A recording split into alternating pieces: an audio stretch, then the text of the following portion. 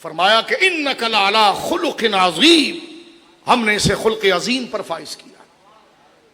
اب یہاں پر دیکھیں قرآن کریم نے یہ نہیں فرمایا ان لکا، یہ نہیں فرمایا اللہ نے ان لکا خلق عظیم، فرمایا انک لعلی خلق عظیم۔ کمال کیا یہاں پر مفسرین نے، جس کو کہتے ہیں اللہ ان کی قبر پر کروڑوں رحمت اتارے۔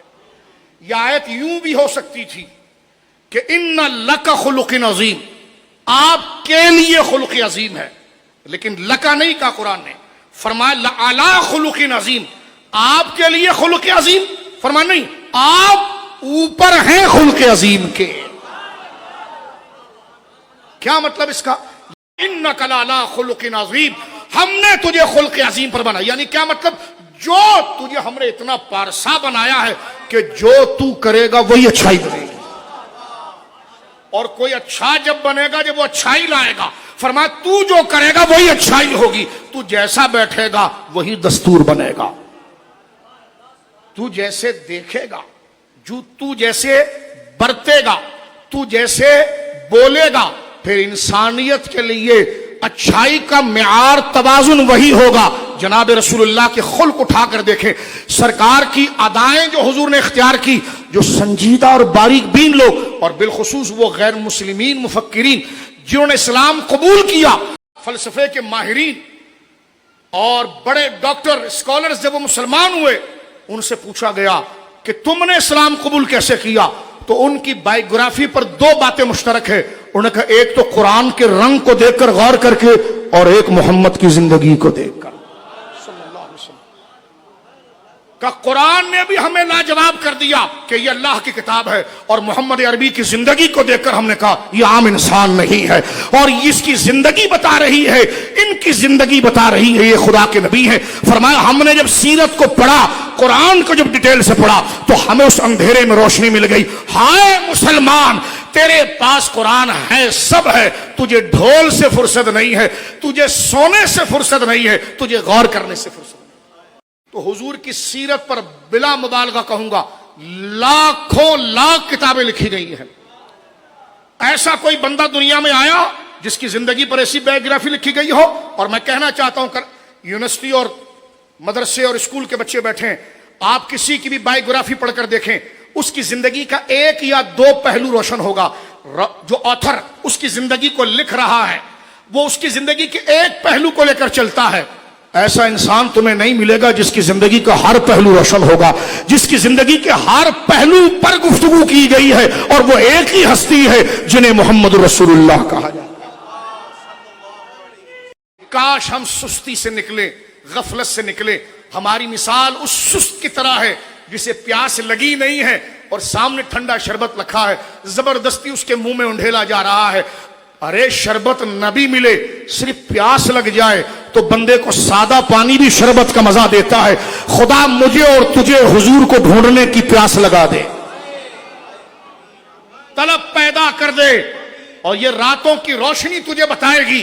جو بستر پر لیٹنا تجھے وہ لذت نہیں دے گا جو ان کے حضور، ان پر غور کرنا اور ان کو سوچنا۔ اور جن لوگوں میں طلب لگ گئی وہ اٹھ کھڑے ہوئے اور انہوں نے ان کے بارے میں کہا کہ ذوف مانا مگر یہ ظالم دل ان کے رستے میں تو تھکا نہ کرے، لے رضا سب تو چلے مدینے کو، میں نہ جاؤں ارے خدا نہ کرے۔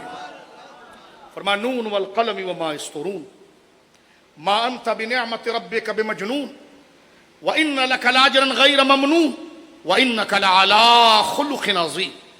یعنی یہاں پر کیا فرمایا گیا؟ علی قبضے کے لیے آتا، اسٹیئرنگ کے لیے۔ فرمایا حبیب تو ادھر جائے یہ بھی خلق، ادھر جائے یہ بھی خلق، یعنی خلق، ہم پر خلق کا کنٹرول ہے۔ میں اچھا جب ہوں جب سچ بولوں، میں اچھا جب ہوں جب حیا اختیار کروں، میں اچھا جب ہوں جب شفقت اختیار کروں، میں اچھا جب ہوں جب عاجزی اور تواضع اختیار کروں، میں اور آپ اچھے جب ہیں جب ایثار اختیار کریں۔ ہم پر کنٹرول ہے اخلاق کا، اور اخلاق پر کنٹرول ہے محمد رسول اللہ۔ فرمایا تم نے اس کو مجنون کہا، مجنون تو اپنے آپ میں نہیں رہتا، اور یہ وہ ہے جو شرف انسانیت کی اس معراج پر ہے۔ اللہ اکبر، جنہیں محمد رسول اللہ فرمایا، کہا گیا وَإِنَّكَ لَعَلَىٰ خُلُقٍ عَظِيمٍ۔ آگے اللہ نے پھر چیلنج کیا فَسَتُبْصِرُ وَيُبْصِرُونَ، ان قریب تم بھی دیکھ لو گے اور وہ بھی دیکھ لیں گے۔ اور دنیا نے دیکھا، جس ماحول میں یہ بات ہو رہی تھی حضور کے ساتھ 4-5 لوگ تھے صرف. اور پھر فتح مکہ میں لوگوں نے دیکھا جب حضور تشریف لائے. آج تک تو مکہ کیا ہے میرے دوستو، پوری انسانیت کی یہ روایت تھی کہ دشمن پر جب کنٹرول مل جائے تو اس کی گردن اتارو. ایک بندہ وہ جس نے آپ کے بچوں کے خلاف کیا ہو، آپ کی توہین کی ہو، آپ کے قریبی لوگوں کو مارا ہو، آپ کی شدید دل آزاری کی ہو، آپ کو آپ کے علاقے سے نکال دیا گیا ہو، آپ کی زندگی کے ہر شعبے کے اندر اس نے خرابی اتارنے کی کوشش کی ہو، تو بندہ تو آج اگر کوئی ہمیں سلام نہ کرے تو ہم کہتے ہیں کہیں مل جائے تو ہم اس کو چبا جائیں. تو جس نے اگلے کی زندگی کے ساتھ یہ حالات کر دی، اللہ اکبر. کبھی شاب ابی طالب کا وہ مرحلہ پڑھ کر دیکھیے، 3 سال کی زندگی. حضور سید عالم کی 13 سالہ زندگی دیکھیے. جناب رسول اللہ یہاں تک فرما گئے، فرمایا کہ نبیوں کا ذکر تو تم پڑھتے ہو، موسیٰ و ابراہیم علیہ السلام کو تو پڑھتے ہو، لیکن مجھے بھی پڑھو. جتنا خدا کی راہ میں مجھے ستایا گیا اتنا کسی کو نہیں ستایا گیا. لیکن جب وہی لوگ جنہوں نے ستایا، جنہوں نے آپ کے بچوں پر حملہ کیا، جنہوں نے آپ کے کردار کشی کرنے کے لیے اعوذ باللہ کوشش کی، جنہوں نے آپ کے صاحبوں کو مارا، جنہوں نے آپ کے گھر سے آپ کو نکالا، جب حضور سید عالم کو مکمل کنٹرول ملا تو وہ فاتح عالم جب مکے کی زمین پر اتر رہا ہے تو ہر مکہ کا رہنے والا اپنے ذہن سے منصوبہ بنا رہا ہے کہ دیکھو جناب اب وہ آئے گا تو یہ کر لے گا. کیونکہ دستور یہ تھا بادشاہوں کا. اب 10,000 رفقا کے ساتھ جب حضور تشریف لائے، اللہ اکبر، تو وہیں سے فرمایا کہ حضور سید عالم جب تشریف لائے تو جناب سرکار دو عالم صلی اللہ علیہ وسلم یہی ارشاد فرمایا کہ اذهبوا انتم طلقاء. فرمایا کہ آج کا دن جس میں حضور کا مکمل کنٹرول ہے، فرمایا الیوم یوم المرحمہ، آج معافی کا دن ہے. انسان نے کبھی یہ شرف دیکھا ہی نہیں تھا کہ پوری قوت ہاتھ میں آ چکی ہو کہ بندے کو اسی جگہ پر زمین میں سب کو گاڑ دیا جائے، لیکن آگے سے کوئی سوال کرنے والا نہ ہو. ان کی گردنیں، ان کی عزتیں حضور کے ہاتھ میں تھی. سرکار جب آئے تو سرکار کا اعلان یہ تھا الیوم یوم المرحمہ، الیوم یوم المرحمہ، آج رحمت کا دن ہے، آج معافی کا دن ہے. حضرت سعد بن عبادہ کو غصہ آیا ہوا تھا، وہ آگے چل رہے تھے کیونکہ ان کو مکہ کے حالات پتا تھے کہ انہوں نے حضور کے ساتھ کیا کیا. وہ تھوڑے دور تھے اور انہوں نے ابو سفیان کو دیکھ کر غصے میں کہا الیوم یوم الملحمہ، الیوم یوم الملحمہ، لام کے ساتھ. آج کاٹ دینے کا دن ہے، آج ٹکڑے ٹکڑے کر دینے کا دن ہے. ابو سفیان دوڑے اور دوڑ کر حضور کے پاس آئے کہ سعد کیا کہہ رہا ہے؟ کیا کہہ رہا ہے؟ کہ سعد کہہ رہا ہے الیوم یوم الملحمہ، آج 10,000 تلواریں نکلی ہے، آج 10,000 نیزے نکلے ہیں، آج پورے مکہ کو کنٹرول میں لے لیا گیا ہے. وہ کہہ رہا ہے سعد وہاں کھڑے ہو کر کہ الیوم یوم الملحمہ، آج ٹکڑے ٹکڑے کر دینے کا دن ہے. سرکار نے ابو سفیان کو دیکھ کر فرمایا جاؤ سعد کو کہو کذب سعد، کذب سعد، الیوم یوم الملحمہ، غلط بات کر دی سعد نے. آج ٹکڑے کرنے کا دن نہیں ہے، آج جوڑنے کا دن ہے. یہ سیاسی بھاشن نہیں ہے جو تنظیمیں دیتی ہیں اور اس کی نقل کرتی ہے کائنات میں. یہ وہ دستور ہے. مجھ سے پوچھا کہ آپ کے نبی ہونے کی کیا دلیل ہے؟ میں نے کہا فتح مکہ پڑھا تو نے، بدر پڑھی تو نے، خندق پڑھی تو نے، میثاق مدینہ پڑھا تو نے، ان کی غزوات کو پڑھا تو نے؟ کہنے لگا نہیں. میں نے کہا اٹھ یہاں سے، رہتا اندھیرے میں بات کرنے آیا. میں نے کہا کبھی اس روشنی کی طرف چل، وہ نور والے سفر کی طرف چل تو تجھے پتا چلے. تجھے کسی دلیل کی حاجت نہیں ہوگی. سورج جب نکل آ جاتا ہے تو سورج ہے، سورج خود اپنی دلیل ہوتا ہے. محمد رسول اللہ خود اپنے کردار میں اپنی نبوت کی دلیل ہے. قرآن نے کہا وَإِنَّكَ لَعَلَىٰ خُلُقٍ عَظِيمٍ. اس کو 2 طریقے سے پڑھ سکتے ہیں آپ. یہاں نہیں پڑھ سکتے اس آیت میں، لیکن اس کو لکھیں ذرا. خلق کو اگر آپ کاغذ پر لکھیں خلق، اور اگر آپ اس پر زبر زیر نہ لگائیں، خلق اگر لکھیں خا لام قاف، تو اس کو 2 طریقے سے آپ کی زبان پڑے گی، خلق خلق. خا کے اوپر زبر پڑیں گے تو خلق، اور خا کے اوپر پیش پڑیں گے تو خلق.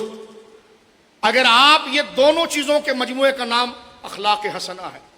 اگر زبر پڑے خلق تو اس کا معنی ظاہری وجود، ظاہری وجود. جناب رسول مکرم صلی اللہ علیہ وسلم کی نبوت کی دلیل امام اہل سنت امام المتکلمین حضرت امام منصور ماتوریدی رحمہ اللہ کی مائناس کتاب معتزلہ اور دہریت کے خلاف کتاب التوحید کے دوسرے حصے میں اس بات و رسالت محمد صلی اللہ علیہ وسلم کا باب باندھ کر حضور سید عالم کی رسالت پر ایک عقلی تبصرہ کرتے ہوئے کہتے ہیں، فرمایا حضور کی رسالت کی دلیل کیا ہے؟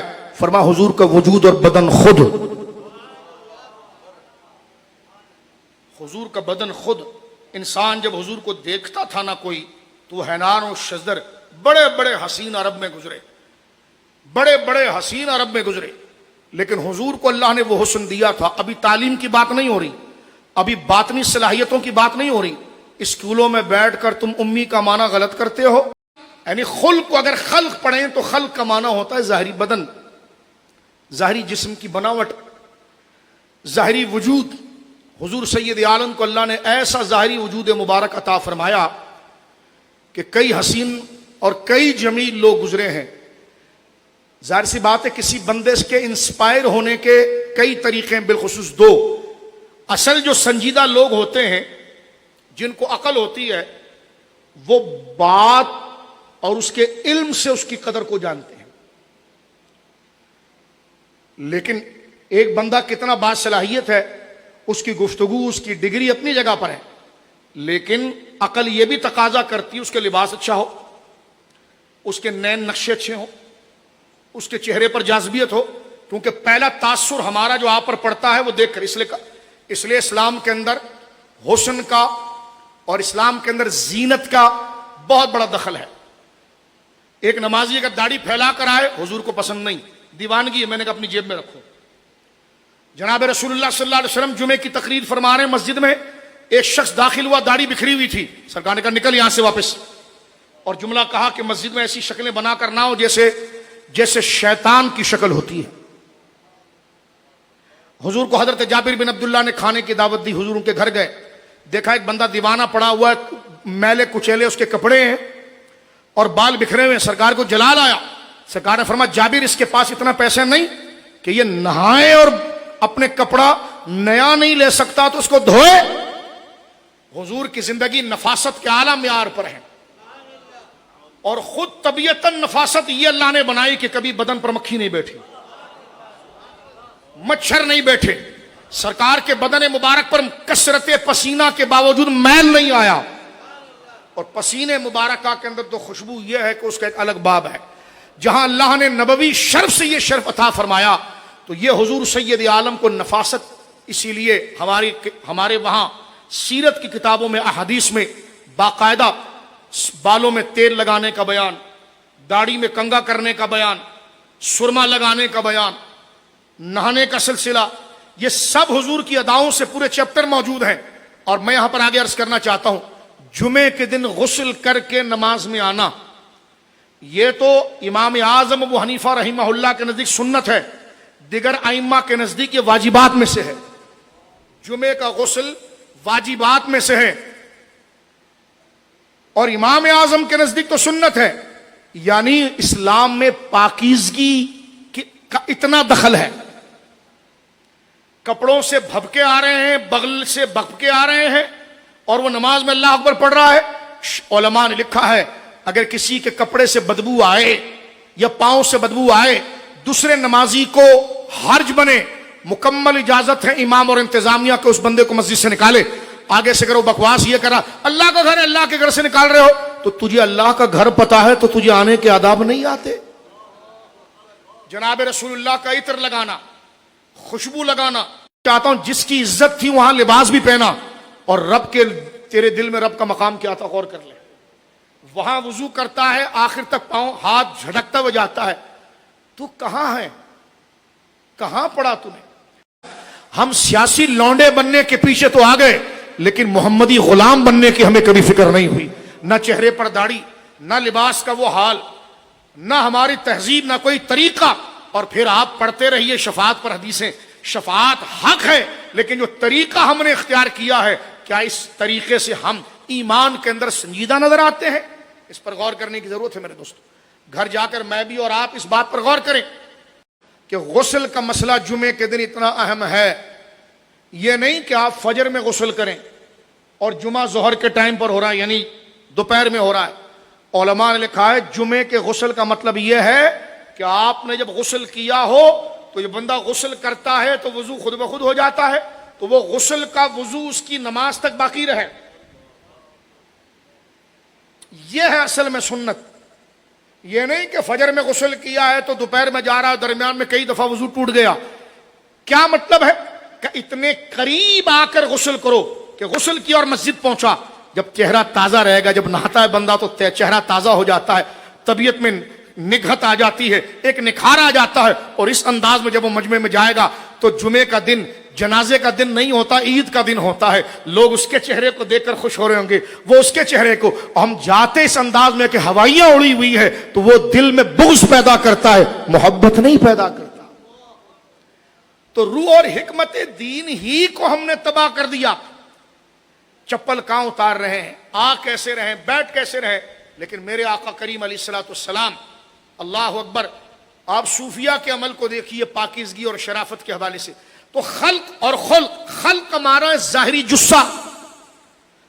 جناب رسول مکرم صلی اللہ علیہ وسلم کو اللہ نے جو حسن و کمال عطا فرمایا، حضرت شاہ ولی اللہ صاحب اپنے والد گرامی شاہ عبد الرحیم صاحب رحمہ اللہ سے ایک سند سے ایک حدیث لاتے ہیں اور فرماتے ہیں کہ حضور سید عالم نے فرمایا کہ حسن میں جو مشہور ہیں وہ تو حضرت یوسف ہیں. حضرت یوسف علیہ السلام، حضرت یوسف علیہ السلام کو اللہ نے بڑا کامل حسن عطا فرمایا. قرآن کریم کے اندر وہ باتیں موجود ہیں. حسن یوسف خوبصورتی میں ایک مثال ہے. لیکن جب حضور سے پوچھا گیا یا رسول اللہ صلی اللہ علیہ وسلم آپ بھی حسین ہیں اور حضرت یوسف علیہ نبی علیہ السلام بھی حسین ہیں، سرکار نے شاہ فرمایا میرے بھائی یوسف کو جو حسن ملا اور جو مجھے حسن ملا، کان بھی کھولنا اور دماغ بھی کھول کے بات سمجھنا کہ سونے سے زیادہ قیمتی بات اس روایت میں ہے کہ جس سے دل میں مقام مصطفیٰ روشن ہوتا ہے. سرکار نے فرمایا میرے بھائی یوسف کو جو حسن ملا وہ حسن صباحت ہے. صاد با الف ہا تا، صباحت ہے. اور مجھے جو حسن ملا وہ حسن ملاحت ہے. حسن صباحت کس کو کہتے ہیں؟ جس کا حسن اتنا ہو کہ اس کے چہرے پر آنکھیں رکھیں نہ. اور ملاحت اس کے ہوتی ہے کہ جس پر جائے تو پھر اترے نہ.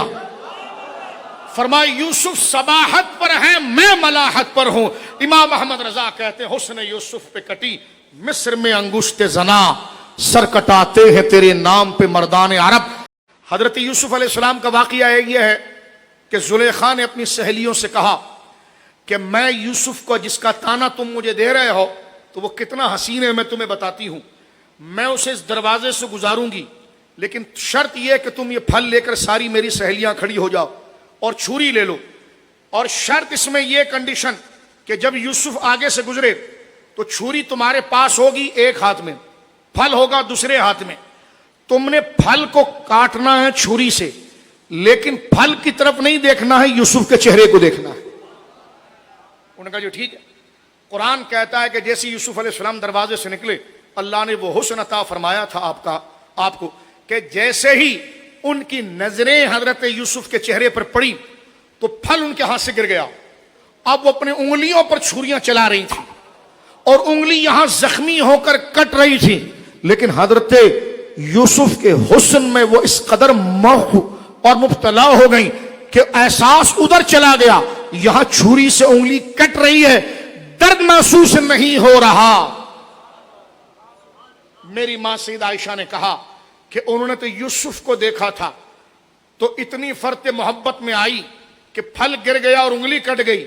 فرما میرے حبیب کو دیکھتی تو چھری سے دل کو کاٹ لے. اب سنیے یہاں پر اعلی حضرت امام اہل سنت کیا کہہ رہے ہیں. فرمایا یا رسول اللہ آپ کو تو اللہ نے وہ حسن دیا کہ حسن یوسف پہ کٹی مصر میں انگشت زنا. کیونکہ یہ واقعہ مصر کے اندر ہوا تھا اور حسن یوسف تھا. زنا عورتوں کو کہتے ہیں، یعنی یوسف علیہ السلام وہ تھے جن کے حسن پر عورتوں نے انگلیاں کاٹ دی. فرما حسن یوسف پہ کٹی مصر میں انگشت زنا. حضور آپ میں تو وہ جاذبیت ہے کہ آپ کسی کو نظر بھی نہ آئے, صرف آپ کے نام میں وہ کمال ہے کہ وہاں تو دیکھ کر انگلیاں کٹی تھی, کاٹی بھی عورتوں نے تھی, یہاں آپ کو دیکھا نہیں گیا ہے اور عرب کے جوان انگلیاں نہیں گردن کٹوا دیتے ہیں. فرمایا یہ کشش ہے آپ کی ذات میں کہ حسن یوسف پہ کٹی مصر میں انگشت زنا, حسن پہ کٹی, اور یہاں سر کٹاتے ہیں تیرے نام پر مردان عرب. ادھر حسن یوسف تھا, یہاں نام محمد ہے, محمد ہے صلی اللہ علیہ وسلم. ادھر نازک عورتیں تھی, یہاں مضبوط مرد ہے. ادھر کٹری انگلیاں تھی, یہاں کٹری گردن ہے. فرما حسن یوسف پہ کٹی مصر میں انگشت زنا, سر کٹاتے ہیں تیرے نام پہ مردان عرب. اللہ اکبر. یہ جناب رسول اللہ صلی اللہ علیہ وسلم کا حسن مبارک. اور ظاہر سی بات ہے کیونکہ یہاں پر یہ بات چل رہی ہے کہ سرکار کے نبوت کی دلیل, سرکار کا سراپا خود آپ کی نبوت کی دلیل ہے. حضرت عبداللہ بن رواحہ رضی اللہ عنہ انصار کے بہت بڑے شاعر تھے اور بڑے جل و قدر صحابی تھے. بہت نوجوانی میں آپ شہید ہوئے ہیں غزوہ موتا کے اندر. آپ سے صحابہ نے پوچھا, یار تو شاعر ہے, شاعر دوسرے شاعر سے جب متاثر ہوتا ہے کہ جب اس کی شاعری سے متاثر ہو, تو شاعر ہے عربی زبان کا اور تو نے کلمہ پڑھ لیا. جو شاعر ہوتا ہے وہ بڑا نرم مزاج ہوتا ہے, وہ شعری کو پسند کرتا ہے. تو صحابہ نے ان کے فن اور ان کے علم کے حوالے سے ان سے سوال کیا کہ یار عبداللہ بن رواحہ, تم اس لیے ضرور اسلام لائے ہونا کہ رسول اللہ نے تمہارے سامنے قرآن پڑھا ہوگا, اور قرآن کی عربی, قرآن کے استعارے, قرآن کی فصاحت, قرآن کا بلیغ ہونا اس نے تمہارے کو متاثر کر دیا ہوگا کہ کہاں تمہاری شاعری کہاں پر اور کہاں قرآن کی فصاحت و بلاغت. تو آپ نے فرمایا ہاں بالکل ٹھیک ہے, میں نے حضور سے قرآن سنا, لیکن اسلام لانے کی وجہ پتہ ہے کیا بنی ہے؟ کہا کیا؟ فرمایا حضور نے میرے سامنے قرآن پڑھا. فرماتے ہیں کہ لولا فیہ آیاتم, فرمایا لولا, اگر حضور سید عالم صلی اللہ علیہ وسلم نے میرے سامنے قرآن پڑھا, لیکن عمر میرے سے بات سن لو, اگر حضور میرے سامنے قرآن نہ بھی پڑھتے تو حضور کا سراپا اور چہرہ بتا رہا تھا کہ یہ خدا کے نبی ہے. فرمایا حضور نے قرآن پڑھا یہ تو ٹھیک ہے, لیکن حضور کا بدن خود اور حضور کے اخلاق خود اتنے کامل ہیں کہ جو آپ کی نبوت کو اجاگر کر دیتے اور آپ کی نبوت کو آشکارا کر دیتے. جنہوں نے حضور کو دیکھا صلی اللہ علیہ وسلم وہ خوش نصیب لوگ جن کی آنکھیں حضور کے دیدار سے بہرمند ہوئی, جن کے کان حضور کی آواز سے سامع نواز ہوئے, شرف صحابیت سے آئے. وہ اپنا تجزیہ, اپنا پیغام کیسے دیتے ہیں؟ قاضی اعظم علیہ رحمت نے اس پر پوری ایک لائن لگائی ہے. حضرت انس کہتے ہیں جب ان سے کسی نے پوچھا کہ تم نے حضور کی 10 سال خدمت کی ہے, تم نے آقا کریم کے بدن مبارک اور ظاہری زندگی, کیونکہ جو تعلیم ہے, جو کردار ہے, جو اخلاق ہے, وہ تو معجزہ ہے ہی ہے. لیکن حضور کے, کیونکہ کسی شخصیت سے متاثر بندہ اس کے چہرے سے بھی ہوتا ہے, اس کے لباس سے بھی ہوتا ہے, اس کے نین و نقشے سے بھی ہوتا ہے, کیونکہ بندے کی چہرے کی جاذبیت اگلے کو اٹریکٹ کرتی ہے, اس کا حسن اٹریکٹ کرتا ہے. تو پوچھا گیا جناب حضور کی تعلیم تو بے مثال ہے, لیکن حضور کے بدن مبارک کا تم نے کیسے دیکھا؟ حضرت انس کہتے ہیں ما شممت عنبرا قط ولا مسکن ولا شیئا اطیب من ریح رسول اللہ صلی اللہ علیہ وسلم. فرمایا میں نے خوشبوؤں میں سب سے قیمتی خوشبو عنبر اور مشک, اور کوئی ایسی خوشبو جو قیمتی ہو اور اعلیٰ درجے کی خوشبو ہو, میں نے ایسی خوشبو نہیں دیکھی جیسی خوشبو میں نے حضور کے بدن کے اندر دیکھی. حضور کا مہکنا یعنی بدن مبارکہ کا مہکنا, یعنی یہ حضور کے بدن مبارک کی لطافت ہے. میرا امام یہاں کہہ اٹھا اللہ رے تیرے جسم منور کی تابشیں, اسی کا ترجمہ میرا امام کرتا ہے اللہ رے تیرے جسم میں منور کی تابشیں, اے جانے جانے جانے تجلا کہوں تجھے. حضرت انس کہتے ہیں ما شممت عنبرا قط ولا مسکن ولا شیئا اطیب من ریح رسول اللہ, میں نے کبھی کوئی عنبر، کوئی مشک اور کوئی ایسی چیز نہیں سونگی جس کی مہک حضور کی مہک سے زیادہ ہو. سرکار کے پسینے کی مہک اور بدن کی مہک مشک و عنبر سے زیادہ تھی. اور اسلام نام ہی محبت رسول اللہ کا ہے، ایمان نام ہی رسول اللہ سے محبت کا ہے. اور یہ وہ ہستی ہے، محبت ہوتی جب ہے جب اگلا حسن والا ہو. تو میں تمہیں بتاتا ہوں، اگر معیار محبت کرنے کا حسن ہے تو مصطفیٰ سے بڑا حسین دنیا میں کوئی آیا ہی نہیں. غور کیجئے میرے دوستو بزرگ، حضرت جابر بن سمورہ رضی اللہ تعالیٰ عنہ، حضرت جابر بن سمورہ رضی اللہ تعالیٰ عنہ اس موضوع کو بیان کرتے ہوئے ارشاد فرماتے جب انہوں نے حسن مصطفیٰ کریم صلی اللہ علیہ وسلم کو بیان کیا، توجہ کیجئے. ایک دفعہ حضرت جابر بن سمورہ دراصل بچے تھے اس زمانے میں، تو وہ اپنے دوستوں کے ساتھ کھیل رہے تھے. سرکار قریب سے گزرے. سرکار بچوں سے بڑی محبت کرتے تھے، سرکار بچوں سے بڑا پیار فرماتے تھے اور ان سے مزاح بھی کرتے تھے حضور، اور ان سے بڑا لاڑ کرتے تھے، ان کی سطح تک آتے تھے. تو جابر بن سمورہ بچوں کے ساتھ کھیل رہے تھے، حضور قریب سے گزرے اور لاڑ سے حضور نے ان کو پکڑا اور ان کے چہرے پر ہاتھ پھیرا. اس کیفیت کو جابر بن سمورہ جوانی میں بیان کر رہے ہیں.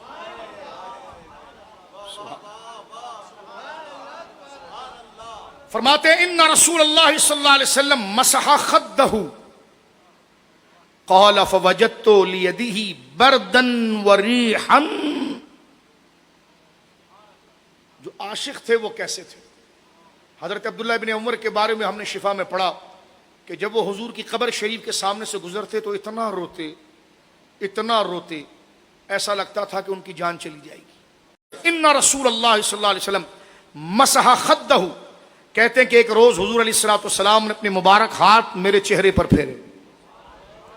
قال فوجدت لیدہ بردا وریحا کانما اخرجها من جونۃ الطار. فرمایا میں بچوں کے ساتھ تھا، حضور قریب سے گزرے اور سرکار نے میرے چہرے پر ہاتھ پھیرا تو حضور کے دست مبارک کی خنکی اور مہک نے مجھے ایسا محسوس ہوا جیسے کسی عطر کی دکان پر عطر بیچنے والے نے انتہائی قیمتی عطر کے ڈھکن کو کھول دیا ہو. حضرت شہاب الدین خفاجی رحمۃ اللہ علیہ نسیم الریاض میں لکھتے ہیں کہ حضور سید عالم جب کسی سے مصافحہ کر لیتے تھے تو پورے دن اس کے ہاتھ سے خوشبو نہیں جاتی تھی. اور سرکار دو عالم صلی اللہ علیہ وسلم جس بچے کے سر پر رحمت کا ہار پھیر دیتے وہ پورے خوشبو سے مہک جاتا، اور اس کے بچے جب دوست ملتے وہ یہ کہتے تو حضور کے پاس سے آیا ہے. یعنی یہ عطر لگائے بغیر حضور کے بدن مبارکہ میں یہ خوشبو. سرکار کے ایک صحابی ہیں، ان کی ایک سے زیادہ ازواج تھی، بیویاں تھیں. وہ جب دوپہر کے وقت اپنے گھر آتے اور گرمی میں ان کے بدن سے پسینہ تیزی کے ساتھ گرتا تو ان کی، کیونکہ عرب کے لوگ خوشبو کے بڑے رسیاں ہیں، بڑے حریص ہوتے ہیں، بڑے چاہنے والے ہوتے ہیں، تو اہل عرب جو ہیں وہ خوشبو کے بڑے رسیاں ہیں. جیسے خوشبو میں نہاتے ہیں، قیمتی خوشبو. آج بھی آپ عرب میں جائیے، بڑی بڑی دکانیں خوشبوؤں کی ہیں. تو وہ صحابی جب دوپہر کے وقت آتے ان کے بدن سے گرمی سے پسینہ گرتا تو ان کی 3 بیویاں یا 4 بیویاں ایک دوسرے سے مشورہ کرتی ہے کون سی خوشبو لگا کر آتے ہیں باہر سے. ایک دفعہ چاروں نے کچھ پیسہ جمع کیا اور اپنے شوہر کی توجہ اپنی طرف کرنے کے لیے بازار سے قیمتی خوشبو خرید کر لائیں اور اپنے بدن پر لگائیں. جب وہ دوپہر کے وقت آئے تو جب ان سے ملنے لگی کہ وہ ہماری خوشبو سے متاثر ہوں گے، اسی طرح جب وہ بیٹھے تو اس قیمتی خوشبو پر ان کا پسینہ غالب آ رہا تھا. پوچھا راز بتاؤ یہ کیا ہے؟ انہوں نے تو پہلے اس بات کو گویا کہ رہا کے رہنے دو. جب انہوں نے اصرار بار بار کیا تو آپ نے شاہ فرمایا کہ دراصل یہ میرا کوئی کمال نہیں ہے. میں جب حضور سید عالم کے پاس پہنچا، گرمی کی وجہ سے میرے سینے پر اور پشت پر دانے آ چکے تھے. میں جناب رسول اللہ کے پاس پہنچا اور کہا یا رسول اللہ میں عبادت بھی نہیں کر سکتا، بیٹھ بھی نہیں سکتا، تکلیف بہت زیادہ ہے اور یہ دانے مجھے تنگ کرتے ہیں. سرکار نے کہا تہبند کو ذرا کس کے باندھ اور اوپر کا کرتا اتار. کہتے میں نے اپنا تہبند باندھ لیا اور کرتا اتار لیا سرکار نے فرمایا کہ اپنی ہتھیلیاں آگے کر. کہا میں نے آگے کی. حضور نے اپنا تھوک مبارک میری ہتھیلی پہ ڈالا. غور کیجئے اس بات کی طرف. اور یہ باتیں بتائی جائے تو کہتے جی یہ تو مولویوں کی باتیں ہیں. ہم نے کہا یہ باتیں تو عشق رسول کی ہے. اگر یہ مولویوں کی ہے تو کہنا سر میں بھی مولوی ہوں, اس لیے کہ عشق رسول اگر ہے تو وہی تو اصل زندگی ہے. سرکار نے اس صحابی کے ہتھیلی پر اپنا تھوک مبارک ڈالا اور کہا مسل کر اپنے بدن پر ڈال. وہ اپنی بیوی سے کہنے لگے مجھ سے غصہ نہ کرو, میں نے مسل کر اپنے بدن پر لگایا. اللہ کی عزت کی قسم جہاں جہاں سے میں ہاتھ پھیرتا تھا میری جلد اصل شکل میں بحال ہو جاتی تھی. دانے تو اسی وقت ختم ہو گئے, اب کئی سال ہو گئے پسینے میں خوشبو حضور کے لعاب کی مل گئی ہے. ایک اور صحابی حضرت برا بن عازب, بڑے جل قدر صحابی ہیں. حضرت قاضی اعظم علیہ رحمت ان کے بھائی برا بن عازب حضور کے صحابی ہیں. صحابہ کا ادب کیسا تھا ان کے نام سے ایک بات عرض کر دوں. حضرت برا بن عازب حضور سید عالم کے پاس دیکھیں, صحابہ کا ادب ایسا نہیں تھا جیسا ہمارے وہاں بناوٹی عشق ہوتا ہے, چھلانگے مارنا, کودنا اور شور مچانا. وہ صحابہ تھے جب حضور تشریف فرما ہوتے تو ان کا حال ایسا ہوتا تھا جیسے کندھے کے اوپر گردن ہے ہی نہیں, اور سر ان کا, مجھے بتائیے اگر آپ کے سر پر پرندہ آ کر بیٹھ جائے تو آپ سر ہلائیں گے؟ تو مثال دی جاتی ہے صحابہ حضور کے سامنے ایسے بیٹھتے تھے اسٹل جیسے ان کے سروں کے اوپر پرندہ ہے. یعنی اس طرح سرکار کے روب میں. آپ غور کریں, اگر آپ رات کے وقت چراغ جلائیں, لیمپ جلائیں اور تیز ہوا چل رہی ہو تو لیمپ کی جو آگ ہے وہ برقرار رہے گی نہیں, وہ ہوا اس کو بجھا دے گی. اس کے لیے طریقہ آپ کیا کریں گے, ایک کانچ کا فانوس اس پر ڈالیں گے, وہ ہوا آ کر کانچ پہ ٹکرائے گی, شمع وہ لائٹ جو ہے وہ نہیں بجھے گی. اسی طرح حضور کا عشق وہ چنگاری ہے اور حضور کی ذات کی ہیبت وہ اس کا روب اور اس کا خول ہے. میں ایک جگہ پر گیا, بلا تشبیہ عرض کرتا ہوں, بڑے لوگوں کی محفل تھی, ولیمہ تھا. ہم جا کر بیٹھے. سیٹوں کو عادت ہوتی ہے جب کوئی کام نہ ہو رہا تو مولانا سے مسئلہ پوچھنا شروع کر دیتے ہیں. سب کی بات نہیں کر رہا, کچھ کی. مولانا صاحب کیا مسئلہ ہے, اور دانت سے وہ گوشت نکال رہا, ذرا مسئلہ بتائیے گا. یہ اتنے میں دوسرا دوست آ گیا ادھر, اور وہ بیچارہ چندے کے چکر میں اس کے ساتھ مسئلہ ہی بیان کر رہا ہے. میں نے کہا کوئی شریعت کا اعتبار کرو مفتی صاحب. اب اس مجلس کے اندر ایک بہت بڑے شخص تھے, میں سب مالداروں کی بات نہیں کر رہا, اور یہ عقلی طور پر انڈرسٹوڈ ہے, ایک مثال دی جاتی ہے, غور کیجیے آپ.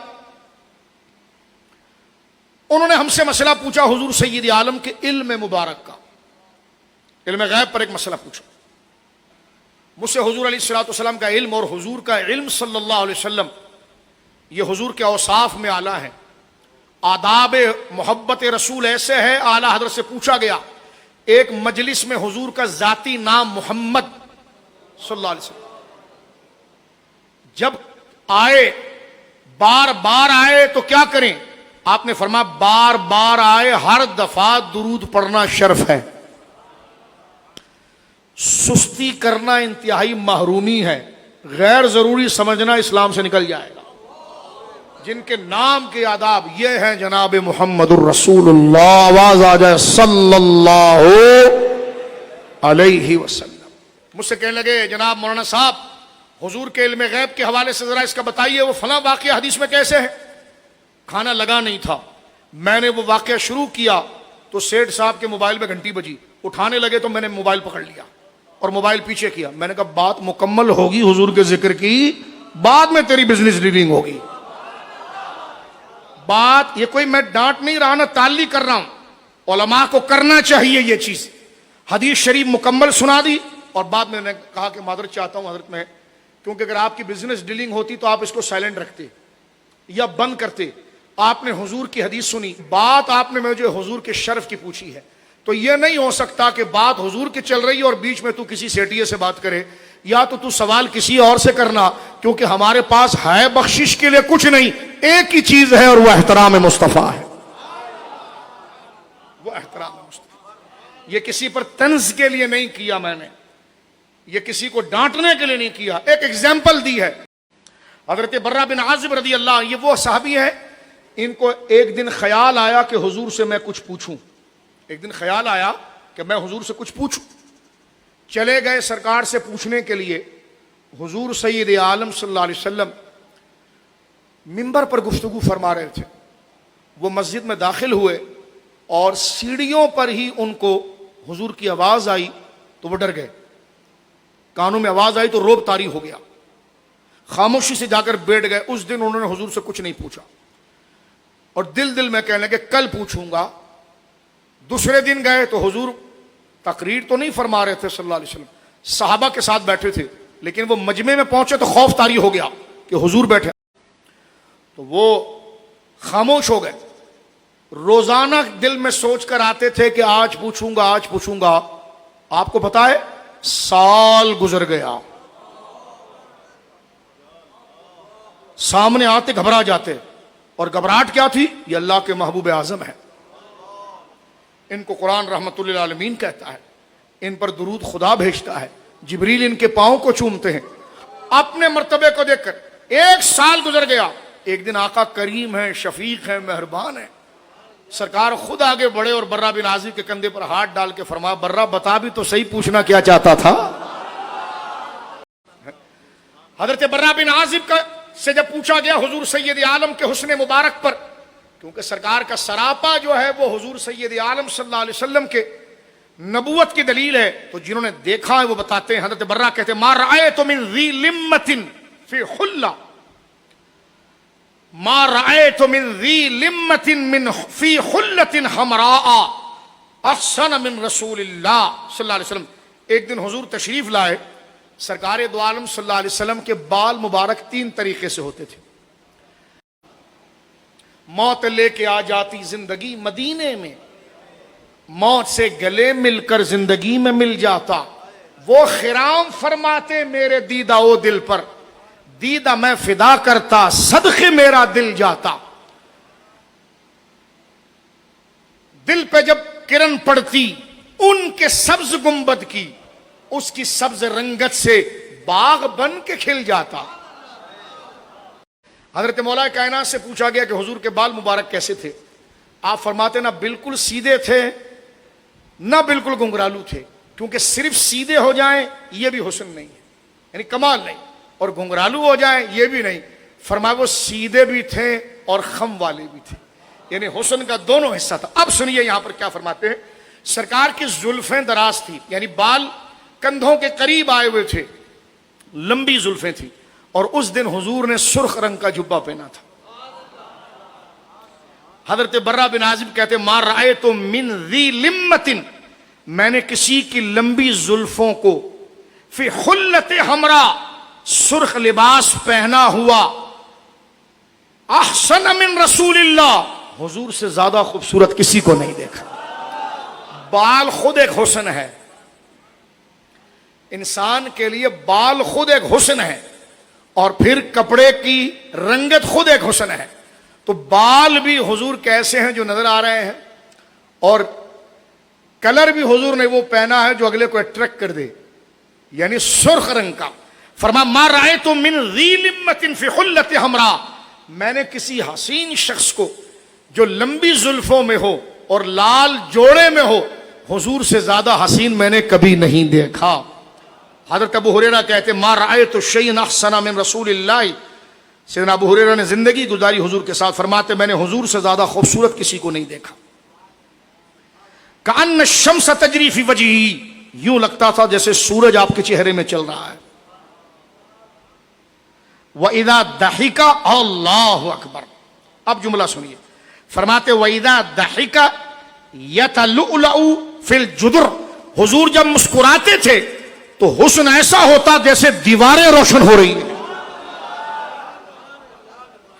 اس لیے ہمارے علماء نے کہا کہ کوئی یہ دعویٰ کرے کہ میں نے خواب میں حضور کو دیکھا ہے، امام ربانی اور یہ بزرگ یہ فرماتے تھے اس کو بلا کر سرکار کریم علیہ الصلوۃ والسلام کے جو شمائل ہے وہ اس کے سامنے پڑھتے تھے، بتا چہرہ کیسا دیکھا، داڑھی مبارک کیسے دیکھی، فرمایا شمائل کے مطابق دیکھتا تو کہتے ہاں تو نے حضور کو دیکھا ہے، ورنہ دعویٰ قبول وہ نہیں کرتے تھے۔ ہمارے آقا کی عمر شریف ہے میرے بھائیو 63 سال 63. 40 سال مکے میں، 23 سال مدینے میں. 40 جمع 23 63. حضور سید عالم نے 13 سال مکہ مکرمہ میں گزارے، 10 سال مدینہ منورہ میں گزارے ہیں صلی اللہ علیہ وسلم. سرکار نے جب ہجرت فرمائی مدینے کی طرف تو آپ جانتے ہیں کہ مشرکین مکہ حضور کا پیچھا کر رہے تھے، اس لیے غار ہرا میں بھی رہے، پھر آگے بڑھے. راستے کے اندر حضور سید عالم نے پانی کو طلب فرمایا. حضرت صدیق اکبر پر قربان جاؤں، حدیث میں آتا ہے ہجرت کی رات حضرت ابو بکر صدیق حضور کے ساتھ تھے. ٹھیک ہے جی، کون تھے؟ حضرت صدیق اکبر ساتھ تھے. وہ کہنے لگا ساتھ لے جانے میں کیا کمال ہے، بستر پر جن کو سلایا وہ کمال ہے. میں نے کہا الحمدللہ ہم سنی ہیں، جو بستر پر سویا اس کے نام سے بھی ہمارا دل خوش ہوتا ہے، اور جو غار میں ساتھ رہا اور محبوب کو گود میں سلایا الحمدللہ اس کے نام سے بھی سنی باغ باغ ہو جاتا ہے. میں کہنا چاہتا ہوں دونوں بات بڑی با کمال ہے، لیکن صدیق کا مقام یہاں پر واضح ہے، اور وہ یہ ہے کہ حضور نے جس کو بستر پر سلایا اس کو دی امانتیں لوگوں کی. اگر امانتیں رہ جاتی تو لوگ حضور کے اخلاق پر سوال کرتے. اپنا اخلاق کو جس سے تحفظ دینا تھا وہ علی تھا، اور نبی کی جان کو جس سے تحفظ دینا تھا وہ ابو بکر تھا. انتہائی گرمی تھی جس وقت حضرت ابو بکر صدیق حضور کو لے کر مدینے جا رہے تھے. حدیث پاک میں آتا ہے، توجہ کریں، کہتے ہیں سارا دن سفر کرنے کے بعد سخت دھوپ تھی. میں نے دیکھا کہ حضور آرام فرمانا چاہتے ہیں. ابو بکر کہتے ہیں کہ میں نے اونٹنی کو روکا، اور کوئی دور دور تک صدیق تیرے عشق اور وفا پر قربان.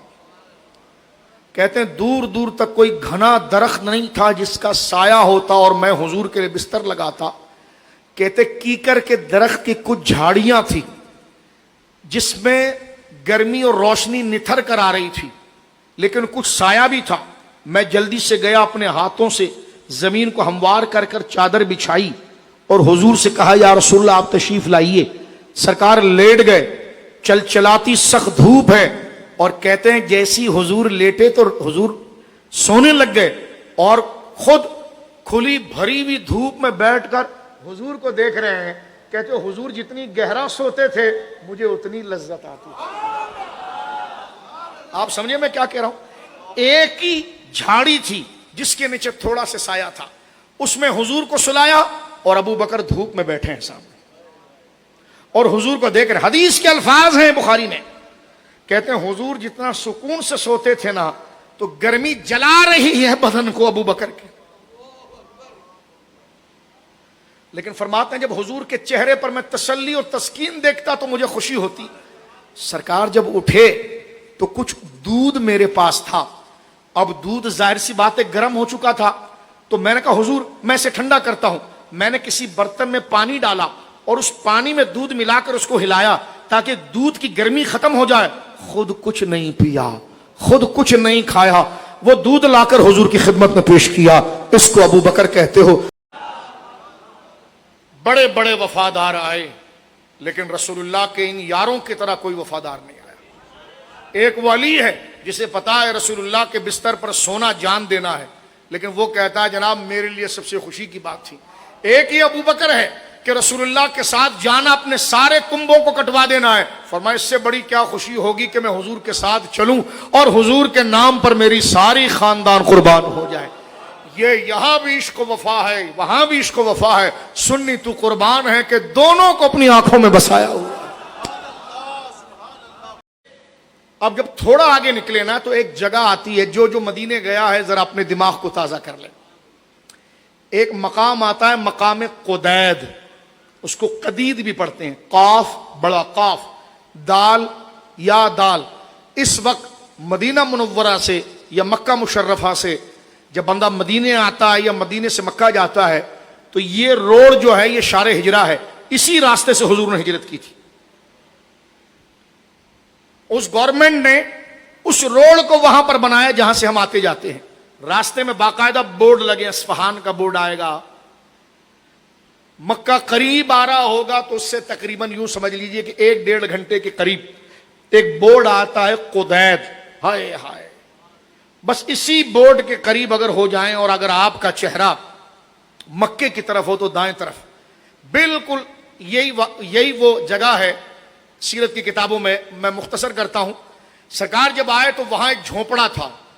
جب حضور مکہ کے اس نکلے ہجرت کرتے ہوئے اس صحرا سے گزر رہے ہیں تو وہاں دور ایک جھونپڑا نظر آیا، پانی کی حاجت ہوئی، سرکار نے سواری رکھوائی۔ ابو بکر صدیق کہتے ہیں کہ میں جلدی سے گیا اور جا کر میں نے دیکھا اس جھونپڑے میں کچھ پینے کے لیے پانی ہو تو ایک بڑی باروب عورت اندر بیٹھی ہیں، بڑی عمر کی ہیں، عمر بڑی ہے ان کی، بڑی باروب، ام معبد انہی کا نام۔ تو کہا پانی ہے آپ کے پاس؟ اب اس کو پورے ذہن میں، آپ یہاں نہیں بیٹھے پہنچ گئے وہاں، اس طریقے سے سنیے، یہ ذکر دل کے کونے کونے سے گناہ کو نکال کر پھینکے گا باہر۔ دروازے پر، دروازے سے مراد آگے حضرت ابوبکر سامنے اس خاتون سے کہنے لگے پانی ہے؟ انہوں نے کہا نہیں پانی تو نہیں ہے۔ کہا کوئی دودھ ہے؟ کہا کیوں مانگ رہے ہو؟ کہا وہ میرے محبوب میرے ساتھ ہیں۔ کہا کون؟ تو ام معبد نے جب حضور کو دیکھا تو حیران ہو گئی، وہ دیکھتی رہ گئی اور کہا ہے تو کچھ بھی نہیں، ہوتا تو ایسے جلوے پر کروں میں لاکھ حوروں کو نثار ہے۔ کہا یہ ایک بکری ہے جو بالکل قحط سالی ہو گئی ہے، ڈرائے ہے، یہ کمزور پڑ گئی ہے، دودھ بھی نہیں دیتی، بس میرے پاس کچھ نہیں ہے، ورنہ میں جو چہرہ دیکھ رہی ہوں تو ایسے جلوے پر کروں میں لاکھ حوروں کو نثار ہے۔ سرکار کے پاس حضرت ابوبکر گئے، کہنے لگے کہ وہ خاتون کہہ رہی ہیں گھر میں کچھ بھی نہیں ہے، یہ بکری ہے اور پسماندہ ہے۔ سرکار نے فرمایا ابوبکر جا کر کہو کہ دودھ نہیں دے رہی ہے کئی دنوں سے، کیونکہ ختم ہو گیا ہے، بدن ختم ہو گیا اس کا، اگر یہ دینے لگ جائے تو اجازت ہے؟ ام معبد کے لیے اس خاتون جو حضور کو، وہ تو ایک اجنبی عورت تھی، ان کو کیا پتا یہ کون لوگ ہیں؟ انہوں نے کہا ایسا بھی کبھی ہوتا ہے؟ کہا نہیں، اگر آپ اجازت دے دیں آپ کی بکری۔ کہا جی اجازت ہے۔ سرکار نے کہا بکری قریب کریں۔ ابو بکر کا عشق دیکھیں، جو بکری کے تھن تھے نا اس پر مٹی تھی، صدیق اکبر نے اپنے امامے سے پہلے مٹی صاف کی، کیونکہ محبوب نے اپنے ید اللہ والے ہاتھ لگانے، تھن کو صاف کیا، میرے آقا نے ہاتھ لگائے، بکری صحت مند ہو گئی، تھن دودھ سے بھر گیا۔ فرما ابو بکر نکالو، دودھ نکالا گیا، کہا یہ عورت نے خیر خواہی کی، اس سے کہو گھر میں جو سب سے بڑا برتن ہے وہ دے۔ وہ دیا گیا، بکری سے دودھ نکالا گیا، گھر میں بڑا برتن دیا گیا، حضور نے پیا، ابو بکر صدیق نے پیا، شکریہ کی، ادا کیا، چلے گئے۔ وہ تو حیران ہے کہ یہ کون تھے، کہاں سے آئے اور یہ کیا ہو گیا۔ اتفاق دیکھیے میرے بچوں، بزرگوں، بڑے بھائیوں، بہنوں، اسی کا خاوند اور اسی کا شوہر حضور کو تلاش کر رہا تھا مال کے چکر۔ جب وہ گھر میں آیا اس نے دودھ دیکھا، سارے معاملہ، اس نے کہا اتنا دودھ کہاں سے آیا؟ انہوں نے کہا مجھے نہیں پتا، 2 بندے آئے تھے۔ اب حضور سے نام نہیں پوچھا تھا انہوں نے، ام معبد تھی اور ان کا چھوٹا بیٹا ساتھ میں تھا نا، تو بیٹا بھی حیران ہے، باپ سے کہہ رہا ہے 2 تھے اور چلے گئے، یہاں سے روانہ ہو گئے، تو کہا نام کیا تھا؟ تو ام معبد نے آنکھیں بند کی اور خود سے نام بنا لیا، مبارک، برکتیں بانٹنے والے۔ کیا نام؟ خود سے نام بنا لیا، کیا پوچھا تو نہیں تھا ادھر، کہا مبارک مبارک۔ اب حضور تشریف لے گئے، حضور تشریف لے گئے، لیکن یہ محبت ان کو اور حضور کی یاد ان کو ستانے لگی، حضور کی یاد ان کو ستانے لگی۔ اب قرار نہیں آیا، بچے کو لے کر نکل گئی اس بستی کی طرف۔ اب جب وہ یثرب کے اندر داخل ہوئی، مدینہ منورہ کے اندر داخل ہو گئی، اب جانتی تو نہیں حضور کہاں ہے، وہ تو بس گزر ہو گئی، چند لمحوں کی ملاقات تھی۔ اب دیوانہ وار تصور کیجئے، وہ قباء میں ادھر ادھر گلیوں میں پھر رہی ہیں، اتفاقاً ایک صحابی کے گھر سے ابو بکر نکلے، وہ چھوٹے بچے نے دیکھ لیا، حدیث کے الفاظ یہ قربان جاؤں، چیخ اٹھے اپنے ماں کے دامن کو پکڑ کر، یا اماں ہو حاضر رجلو، مال مبارک، ماں دیکھ یہی وہ بندہ تھا جو مبارک کے ساتھ ہمارے گھر آیا تھا۔ جملہ کیا تھا؟ یا امہ ہو حاضر الرجل الذی مع المبارک، ماں دیکھ یہ وہی بندہ ہے جو مبارک کے ساتھ ہمارے ساتھ آیا تھا۔ معبد نے آواز لگائی، ارے حضرت ابو بکر نے دیکھا آپ کیسی؟ کہا مبارک کہاں ہے؟ فرمائیے سرکار سے ملاقات کرائی۔ جب سرکار کے پاس آئیں، سرکار کھڑے ہو گئے، اپنی چادر بچھا کر ان کو بٹھایا۔ وہ بیٹھنے کے ساتھ کہنے لگی آپ اللہ کے سچے نبی ہیں، مجھے کلمہ پڑھا دیجئے۔ آپ سنیے میرے دوستو بزرگوں، ان کے شوہر نے پوچھا تھا اور بعد میں ان کے علاقے والوں نے پوچھا وہ جو آئے تھے وہ دکھتے کیسے تھے؟ اب معبد جو تصور رکھی ہیں حضور کا، اور تھی بھی بڑی فصیح اور فاضلہ، اب وہ حضور کیسے دکھتے تھے، انہوں نے حضور کو کیسے دیکھا، اور جو یادیں ابھی دماغ میں بسی ہوئی ہیں، یعنی ابھی وہاں گئی نہیں ہے، اس سے پہلے کی بات، اب وہ حضور کے بارے میں بتا رہی ہیں کہ سرکار دکھتے کیسے تھے، تو جمع کی ہوئی یادوں کو الفاظوں کا شکل دے رہی ہیں، اور کیا کہتی ہیں؟ فرماتے اجمل الناس من بعید، فرما اجمل الناس من بعید، پہلا جملہ کتنا با کمال کہا، فرمایا کہ جب ان کو دور سے دیکھے نا تو لوگوں میں سب سے حسین لگتے تھے وہ۔ اجمل الناس من بعید واحلاہ واحسنہ من قریب، ان کو دور سے دیکھا جائے نا بہت حسین لگتے تھے، اور قریب جائے تو شہد کی طرح مٹھاس آ جاتی تھی، شہد کی طرح مٹھاس آ جاتی تھی۔ یہ حضرت سیدہ معبد نے حضور کا نقشہ مبارک دیکھا۔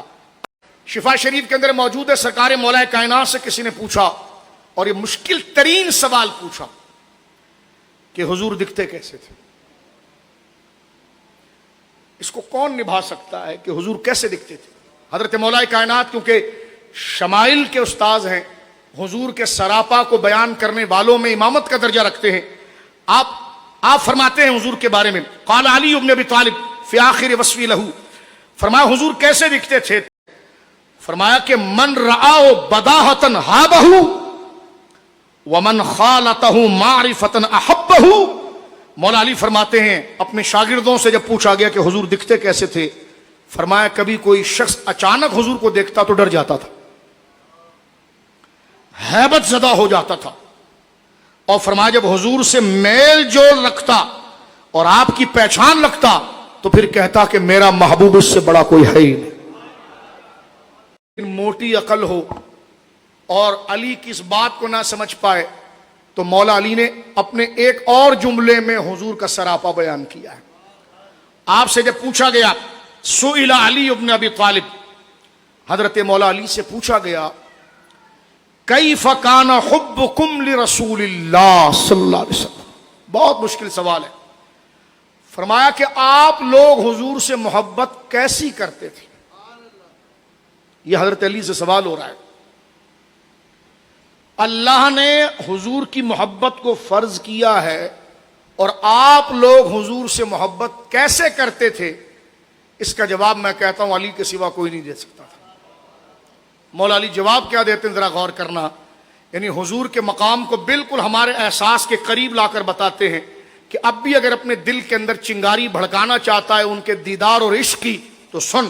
فرمایا سئل عن علی ابن ابی طالب کیف کان حبکم لرسول اللہ، آپ حضور سید عالم سے آپ سارے صحابہ محبت کیسے کرتے تھے؟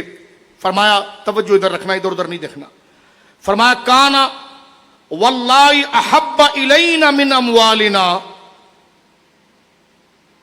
واولادنا وآبائنا وامہاتنا ومن الماء البارد علی الظماء۔ فرمایا تم مجھ سے پوچھتے ہو کہ ہم حضور سے محبت کیسے کرتے تھے؟ محبت کا تعلق کوئی کپڑا کھانا پینا تو نہیں ہے، وہ تو ایک احساس ہے، وہ تو ایک احساس ہے، وہ تو باطن کا ایک جذبہ ہے۔ اب تم نے سوال احساس کا کیا ہے، یہ ایسے ہی ہے کہ کوئی کسی سے پوچھے گلاب کی خوشبو کیسے ہے، کیا بتائیں گے؟ فرمایا یہ تو محسوسات ہے، اس کو لفظوں میں نہیں بتایا جا سکتا، اس کو محسوس کیا جا سکتا ہے۔ جیسے خوشبو محسوسات میں سے ہے، ایسے ہی محبت بھی محسوسات میں سے ہے۔ فرمایا میں تمہیں کچھ ایسے رشتوں کے قریب کرتا ہوں کہ جو محسوس میں آتے ہیں، کچھ ایسی کیفیات اور ایسے جذبات اور حالات کے تمہیں قریب کرتا ہوں جو محسوسات سے ہیں، اس کے آئینے میں تم دیکھ لینا کہ ہماری محبت حضور سے کیسے تھی۔ مولا علی کہتے کیا کمال، انا مدینۃ العلم وعلی بابھا۔ سرکار مولا کائنات فرماتے ہیں تم ہم سے پوچھتے ہو کہ ہمارے دلوں میں حضور کی محبت کا احساس کیسے تھا، فرمایا واللہ احب الینا من اموالنا، فرمایا حضور سے محبت کا احساس ہمارے نزدیک ہماری جمع پونجی اور مال سے زیادہ تھا۔ مال سامنے ہوتا ہے تو مال کی محبت کا ایک احساس ہے، تو اس مال کی محبت کے ذریعے حضور کو فرمایا کہ ہمارے نزدیک کان واللہ احب الینا من اموالنا، ہماری جمع پونجی مال سونا چاندی جو ہے نا اس کا جو احساس ہے اس سے بھی زیادہ محبوب ہمیں حضور تھے۔ وہ اولادنا، اپنے بچوں کو کبھی گود میں لو تو دل کتنا نرم ہو جاتا ہے، اپنے بچے کو کوئی دیکھے تو کتنا دل میں گداز محسوس کرتا ہے۔ علی کہتے ہیں اس سے بھی زیادہ احساس قریب لا رہے۔ پھر فرمایا وہ آبائنا، بندہ جب اپنے باپ کو دیکھتا ہے تو بچے کا دل باپ کی محبت سے ایک مسرت پاتا ہے، ایک اطمینان پاتا ہے، ایک سکون پاتا ہے، ایک طمانینت پاتا ہے کہ اچھا کہ اس سے بھی زیادہ۔ فرما امہاتنا، بندہ جب ماں کو دیکھتا ہے اس کے چہرے کو دیکھ کر بندے کے دل میں تسلی آتی ہے، ایک اطمینان آتا ہے، ایک سکون آتا ہے، ایک سہارا آتا ہے۔ فرماتے احب الینا من امہاتنا، ہمیں اپنی ماؤں کے قرب اور سکون سے بھی زیادہ سکون حضور میں آتا تھا۔ اب آخری جملہ سنیے کیا کہتے ہیں، فرما اب بھی اگر کسی کی عقل موٹی ہے نہیں سمجھتا تو علی نے اب جو جملہ رکھا ہے وہ یہ ہے، فرما وہ من ماء البارد علی الظما، فرماتے ہیں غور کر، اس کو میں دوسرے انداز میں سمجھاؤں کہ تو تنہا کہیں جا رہا ہو، گرمی بڑی سخت ہو اور دور دور تک صحرا ہو اور تجھے پانی تیرے پاس نہ ہو، پانی کی پیاس لگ جائے، جیسے بیٹھے بیٹھے پاؤں تھک رہا ہے تو قرار کا سہارا آ رہا ہے، بندے کو بھوک لگتی ہے تو ایک چمک پیدا ہوتی ہے، اور وہ چمک کی بھی ایک بڑی لذت ہے کہ بندہ فوراً روٹی چمک اندر بھوک کی جتنی آئے گی، جتنی اچھی آئے گی تو کڑک روٹی باسی روٹی بھی بالکل لذت دے گی، اندر سے تڑپ اور لذت جتنی کم ہوگی تو نرم روٹی بھی ذائقہ نہیں دے گی۔ پتا چلا ذائقہ اس میں نہیں تھا، اندر سے طلب کا تھا۔ فرمایا تو چلا، ایسی جگہ پر پہنچا جہاں صحرا تھا اور تیرے پاس پانی نہیں تھا اور تجھے پیاس لگ گئی، سورج تیرے سر پر آ کر تیری کھوپڑی کو ابالنے لگے، تیرا حلق خشک ہو جائے، تیری زبان کانٹا بن جائے اور تیرے قریب اتنی شدید پیاس ہو جائے کہ زبان ایک کانٹے اور لکڑی کی طرح خشک ہو جائے اور سینہ گھٹ رہا ہو، اور فرمایا اس سخت گرمی میں تجھے اگر کوئی ٹھنڈا شربت جس کو لمس کرے تو تیرے اندر ایک خوشی پیدا ہو جائے، وہ تو نے اپنے حلق میں اتارے تو بتا وہ سکون، وہ لذت، وہ مزہ کیسے ہوگا؟ فرمایا وہ من مائل بائر الظما، اس پیاسے کی لذت سے بھی زیادہ ہمیں لذت آتی تھی حضور کو دیکھنے میں۔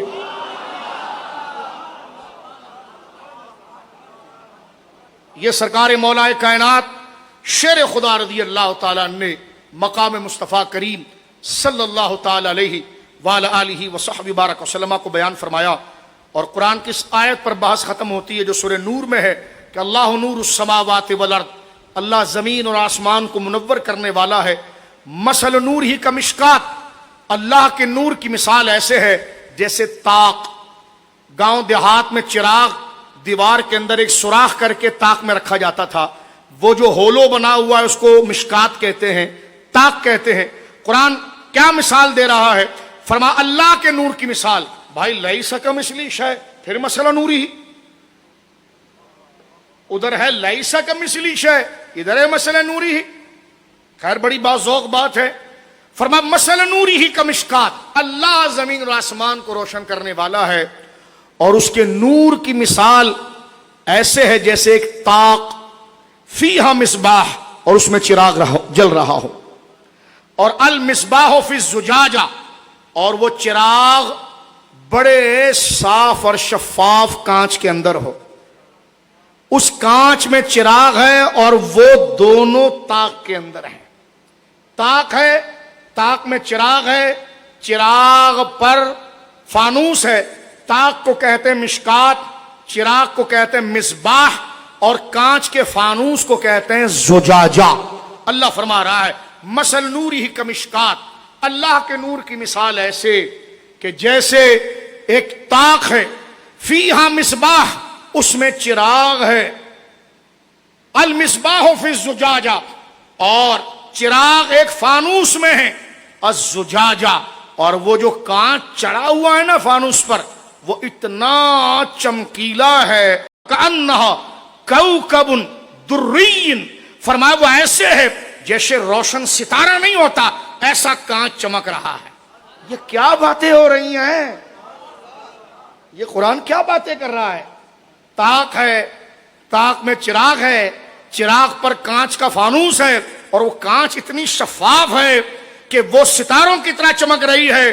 اور وہ چراغ ایک تیل سے جلتا ہے. اور یوقد من شجرۃ مبارکۃ زیتونۃ لا شرقیۃ ولا غربیۃ، وہ چراغ برکت والے زیتون کے تیل سے روشن ہوتا ہے. اور وہ جو جس درخت سے لیا جاتا ہے وہ درخت نہ شرقی ہے نہ وہ مغربی ہے. ہاں لیکن چراغ جو ہے نا، اسے جو تیل جو ہے وہ جو جلا رہا ہے، اور تیل چراغ کو روشن جب کرے گا، جب تیل پر کوئی چنگاری لگائی جائے گی، کوئی آگ کی چنگاری دی جائے گی تو چراغ جلے گا. فرمایا ہاں بھائی، لیکن یکاد و زیتھا، وہ تیل اتنا فائن ہے، اتنا شفاف ہے. یکاد و زیتھا یضیء، وہ اتنا فائن ہے کہ خود ہی بھڑک جائے. ولو لم تمسسہ نار، اس کو چنگاری دیے بغیر وہ تیل خود روشن ہونے کی صلاحیت رکھتا ہے. لیکن چنگاری ہم نے دی ہے، اس لیے نہیں کہ تیل ناقص تھا. فرما نور علی نور، نور پر نور ہے اور کمال پر کمال ہے.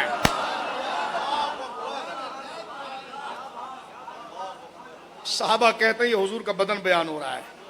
فرمایا کہ دیکھیے سنیں، مشکات یہ سینہ مصطفیٰ ہے، زجاجہ جو ہے وہ حضور کا قلب ہے، اور مصباح جو ہے وہ دین ہے.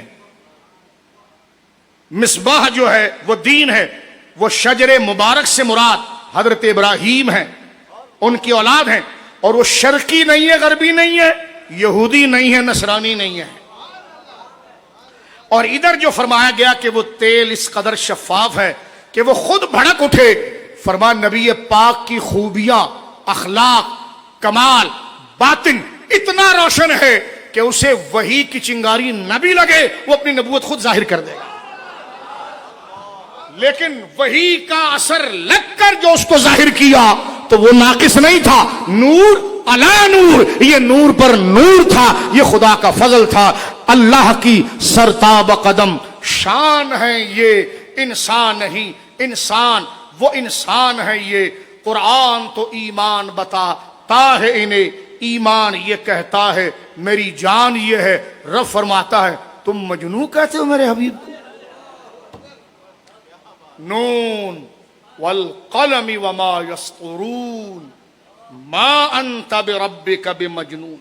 اور مجنون کا کل ایک معنی ہم نے کیا تھا جن سے، جس کا معنی پوشیدگی، اس کا معنی ما انت بنعمت ربک بمجنون. حبیب اللہ کی نعمت اتنی ہے تجھ پر کہ نہ تجھ پر ماضی چھپا ہوا ہے، نہ حال چھپا ہوا ہے، نہ مستقبل چھپا ہوا ہے. ایک تو یہ علم کا معنی ہے، ما انت نون والقلم وما یسطرون ما انت بنعمت ربک بمجنون وان لک لاجرا غیر ممنون وانک لعلی خلق عظیم فستبصروا ویبصرون بأیکم المفتون، تم بھی دیکھ لو گے کہ پاگل کون تھا، تم بھی دیکھو بأیکم المفتون، تمہیں پتا چل جائے گا دیوانہ کون تھا، اور یہ زمانہ ثابت کر دے گا کہ دیوانہ کون تھا۔